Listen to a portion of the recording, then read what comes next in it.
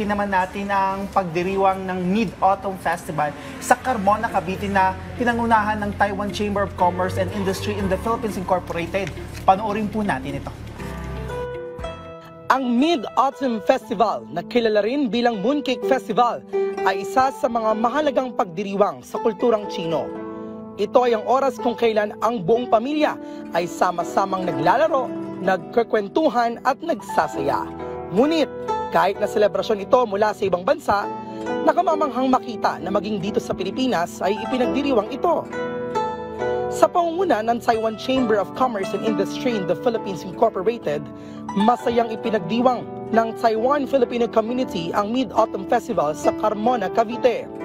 It's a time for people, especially family members, to reunite it together.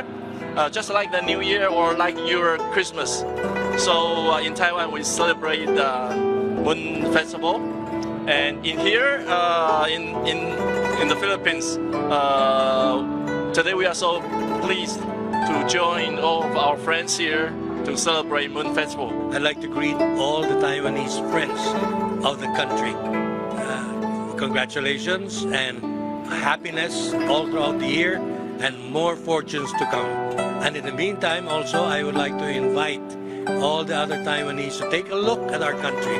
Ipinahayag din nila ang kanilang suporta at pagpapatibay ng ugnayan sa pagitan ng Philippine and Taiwan government.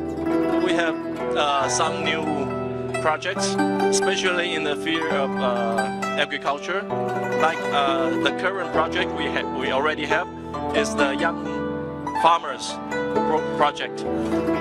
For the past 3 years, we offer 50 Filipino young farmers every year to Taiwan for 11-month on-site training. But because the demand is very high, so from this year we started to increase to 100 people. So this year, already 50 Filipino young farmers departed for Taiwan in July. So they will stay in Taiwan for 11 months according to their interest, to different farms, including fruit farms or aqua farms, a lot of different choices. Itong festival na ito is a reminiscent of the relationship between the Taiwanese and the Filipino. Maganda na we are strengthening our relation with them.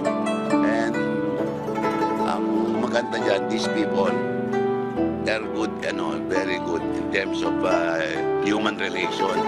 Sa pamamagitan ng ganitong selebrasyon, patuloy nating pinapalakas ang pagkakaibigan at pagkakaisa ng mga tao sa iba't ibang bahagi ng mundo.